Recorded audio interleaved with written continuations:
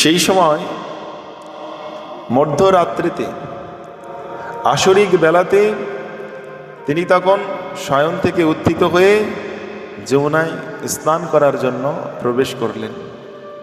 আর আসরিক কালবেলাতে কোনো জলাশয়েতে সরোবরেতে স্নান করতে নেই।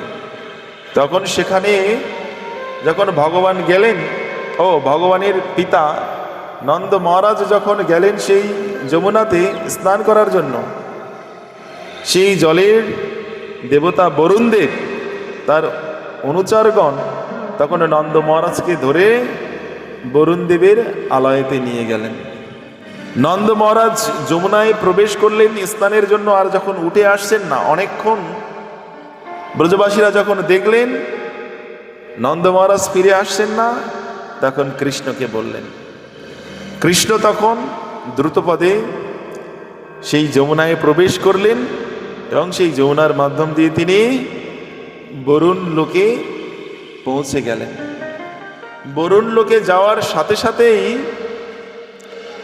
বরুণদেব এবং বরুণদেবের সমস্ত অনুচরগণ চন্দ্রকে দর্শন করে সকলেই পূজার সামগ্রী নিয়ে ভগবানের পূজায় যোগযুক্ত হলেন। নন্দ মহারাজ বন্ধনকৃত অবস্থাতে দাঁড়িয়ে দেখছেন, আমার পুত্র তো সাধারণ পুত্র নয়, স্বয়ং বরুণ লোকেতে বরুণ দেব পর্যন্ত আমার পুত্রের আদর করেন, আমার পুত্রের পূজা করেন।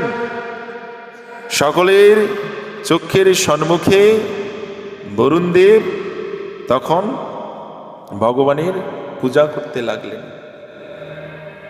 নন্দ মহারাজ অভিভূত হয়ে সেই ভগবানের পূজাকে দর্শন করলেন, কৃষ্ণচন্দ্রের পূজাকে দর্শন করলেন। দর্শন করে প্রার্থনা করতে লাগলেন ভগবানের চরণে, হে প্রভু, আমার ভৃত্যগণ অত্যন্ত মূর্খ, তারা বুঝতে পারেনি, না বুঝে তারা আপনার পিতাকে আমার এই লোকেতে নিয়ে এসেছে। তারা বুঝতে পারেনি এ নন্দ মহারাজ আপনার পিতা, তাই না বুঝে এরা আপনার পিতাকে ধরে নিয়ে এসেছে। এই জন্য এদেরকে আপনি ক্ষমা করুন।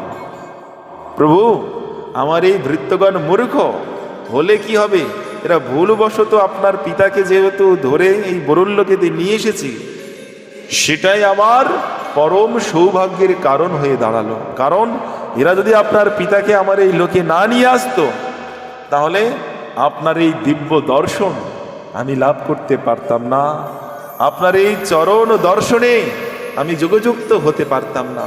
প্রভু, আপনি কৃপা করে যখন আমার এই লোকে আসলেন, আমার এই পূজা পাদ্য প্রভু নিবেদন করুন। বরুণদেব সেই ভগবানকে পেয়ে ভগবানের স্তুতিতে যুক্ত হলেন। নমস্তভ্যং ভগবতে ব্রহ্মণে পরমাত্মনে নো যত্র শ্রূয়তে ময়া লোকো সৃষ্টো বিকল্পনে। নমস্তভ্যং ভগবতে ব্রহ্মণে পরমাত্মনে নো যত্র শ্রূয়তে মায়া লোকো সৃষ্টো বিকল্পনা। প্রভু, আপনার নিজ শক্তির দ্বারা এই চরাচর বিশ্ব জগৎকে আপনি সৃষ্টি করেছেন, আপনি পালন করেছেন।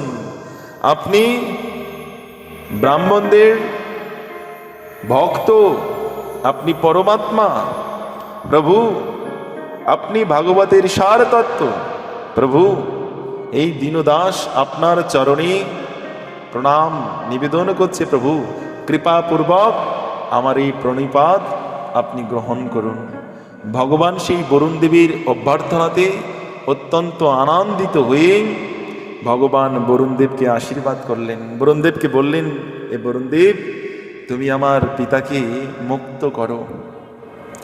বরুণদেব বললেন, প্রভু, যে মুহূর্তে আপনার দর্শন লাভ আমি করতে পেরেছি, সেই মুহূর্তে আমি কৃতকৃতার্থ হয়েছি, আমি ধন্য হয়েছি, আমি পূর্ণ হয়েছি। আমি অবশ্যই আপনার পিতাকে মুক্ত করব।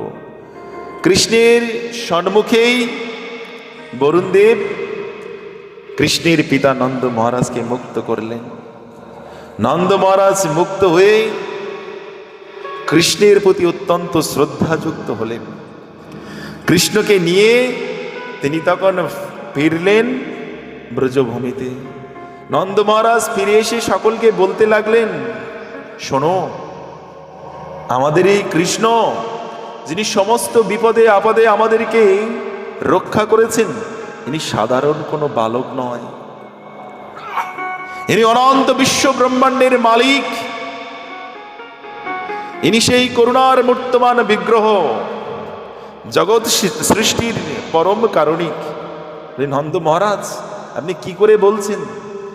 শোনো, গর্গ মহর্ষি যখন কৃষ্ণের নামকরণ করতে এসেছিল, অত্যন্ত গোপনে তিনি আমাকে বলেছিল, তে নারায়ণ সমগুণই। এ নন্দ মহারাজ, আপনার এই পুত্রের ভিতরে নারায়ণের সমান গুণ আছে। এই পুত্রকে আপনি অত্যন্ত শ্রদ্ধাযুক্ত হয়ে সাবধানতা অবলম্বন করে এই কৃষ্ণকে আপনি রক্ষা করবেন। এই কৃষ্ণ কিন্তু সাধারণ পুত্র নয়। আজ আমি সেই বিষয়ে বাস্তবভাবে বরুণ লোকেতে দর্শন করেছি। আরে বরুণ লোকেতে যখন কৃষ্ণ আমাকে উদ্ধারের জন্য গেল, এ কৃষ্ণকে দর্শন করে বরুণ লোকবাসী সকলে সম্মিলিত হয়ে স্বয়ং বরুণ দেব এসে আমাদের কৃষ্ণের চরণ বন্দনা করলো, চরণ পূজায় যোগযুক্ত হলো। সমস্ত ব্রজবাসীরা কৃষ্ণের সখারা এসে বলল, আরে লালা, শুনছি তুই নাকি ভগবান, তুই নাকি বৈকুণ্ঠের অধীশ্বর। রে কৃষ্ণ, আমাদের না শুনেছি বৈকুণ্ঠে অনন্ত ঐশ্বর্য আছে, সেখানে অনন্ত ঐশ্বর্য, চারিদিকে অনন্ত ঐশ্বর্যে দিদীপ্তমান, আনন্দে পরিপূর্ণ। কৃষ্ণ, তুই তো আমাদের সখা, একবার একটু নিয়ে চল না আমাদেরকে বৈকুণ্ঠ লোকেতে। বৈকুণ্ঠ লোকের অপ্রাকৃত সেই দিব্য দর্শন, আনন্দ ঘন মূর্ত বিগ্রহ দর্শন আমরা একবার করতে চাই। কৃষ্ণ বললেন, তোমাদের এই যদি হয় ইচ্ছা, তাহলে চলো বৈকুণ্ঠ লোকে। কৃষ্ণ তার সখাদেরকে নিয়ে বৈকুণ্ঠ লোকে গেলেন।